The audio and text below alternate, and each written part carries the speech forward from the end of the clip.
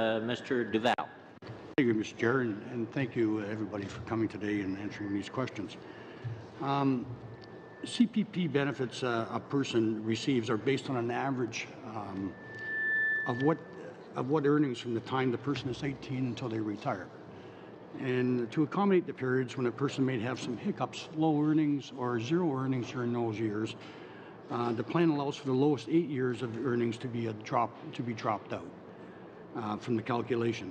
And this exemption is referred to as a dropout. There's also two other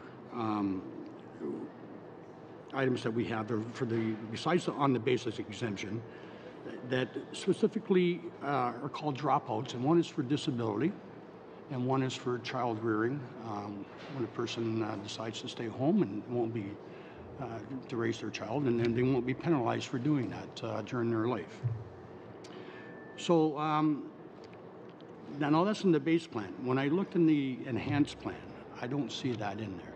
And is there a reason for that that's not in there, or did I miss something? I'll answer this one. So you're correct. The dropouts still remain in the base plan. With respect to the general dropout, I can say that it is built into the structure of the enhanced. So it's still there. Today you have a base plan that your contributory starts at age 18. It ends at age 65. So you're talking about 47 years. You have a general dropout of 17%, which drops out 8 years. So it brings you to your best 39 years. The enhancement doesn't have that dropout per se, but it takes your best 40 years. So it's very similar to the general dropout that is put in. There's also a plus 65 dropout, which you take in the base plan your contributions above age 65 and you replace your lower earnings prior to 65. So that is also built in because, again, you take your best 40 years. With respect to the child rearing and the disability dropouts, they will remain in the base plan and they will still protect individuals for eligibility purposes and continue to enhance their benefit. With respect to the enhanced portion of the plan, these are not duplicated in the enhanced portion of the plan, as this plan is closely linked to the individual's contributions. So it's, like Glenn mentioned before, it's very similar to a workplace pension plan. It aligns with the full funding provisions by minimizing the subsidies and also by minimizing the transfer, intra and intergenerational transfers. So if I may interrupt you there, did you do analysis that would, for the cost of the actuary of what would be the actual cost if it did include it on the enhancements, the dropout provisions? Was there a cost on that? I think the cost would be under Mr. Montalvo. No, we have no costing. The agreement did not include the dropouts for CRDO, so we did not do any costing.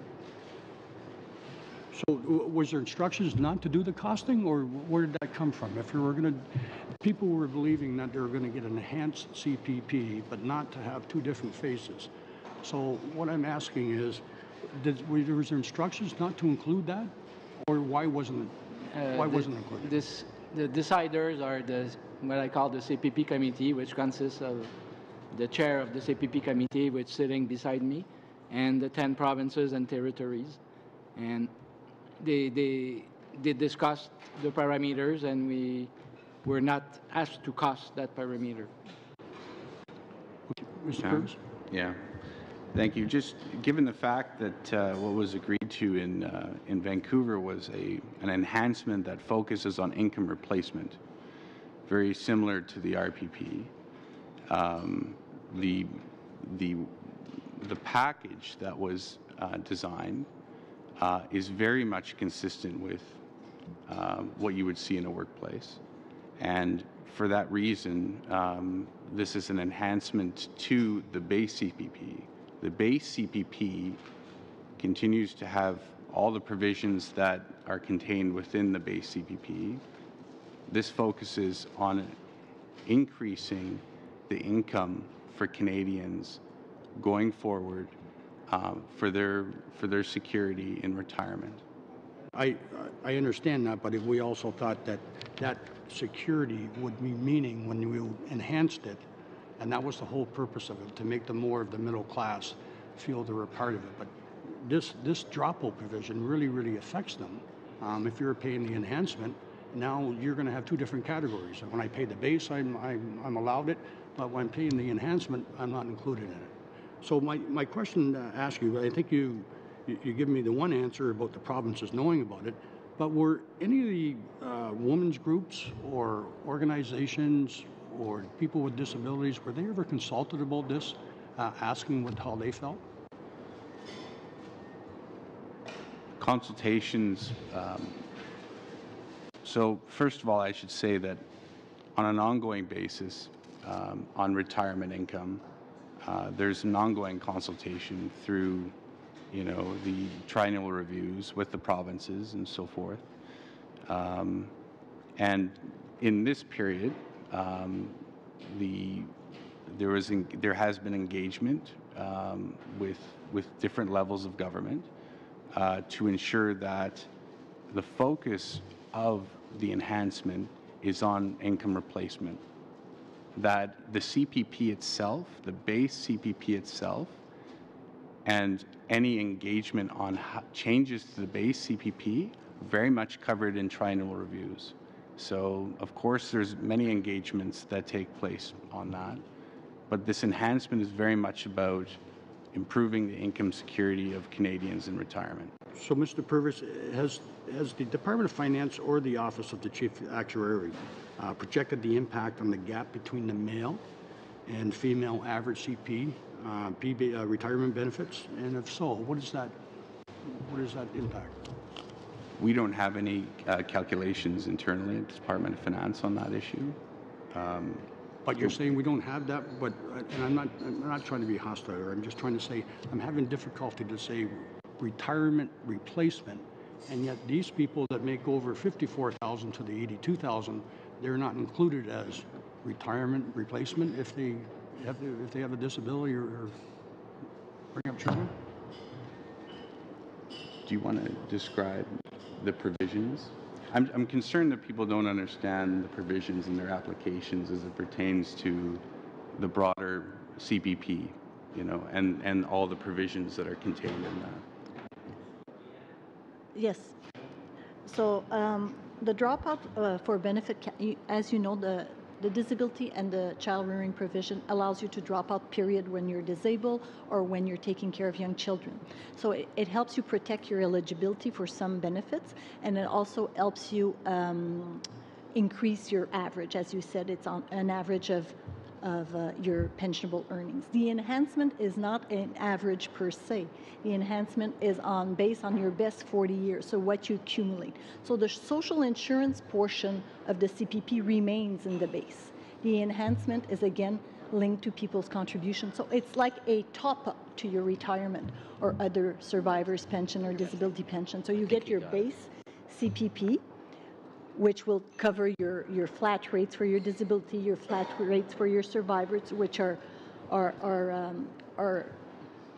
paid by contributions from all, and your top-ups is really linked to your own contributions. With that, we'll move on to Mr. Duval for 3 minutes. Thank you, Mr. Chair, and I guess I want to pursue of this dropout period.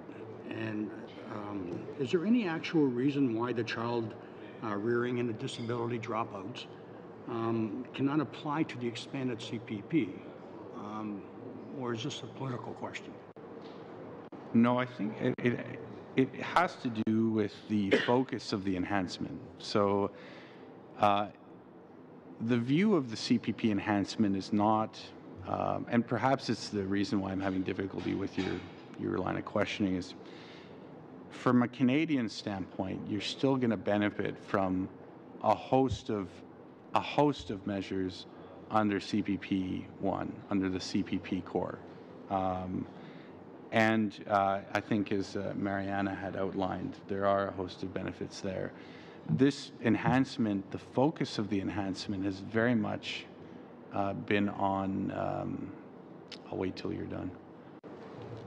the focus of the enhancement has very much been on income replacement. And I hate having to come back to this, but that is really the objective of this enhancement, is to increase the income security of retiring Canadians going forward. Now, Mariana had mentioned some statistics just on the child rearing side, keeping in mind that this enhancement takes place over many years. And so if there is a view down the path through these triennial reviews that there have to be changes made to take into account issues, then that's the time to look at these issues through those triennial reviews. And we will keep stock of these issues and the calibration that we have with respect to the enhancement and the base CPP as it goes forward.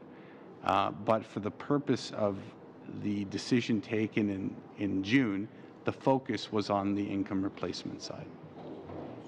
Mr. Purvis, then the previous government had, when they made adjustments to the CPP, they made increases if you want to take pre-retirement or you want to retire early.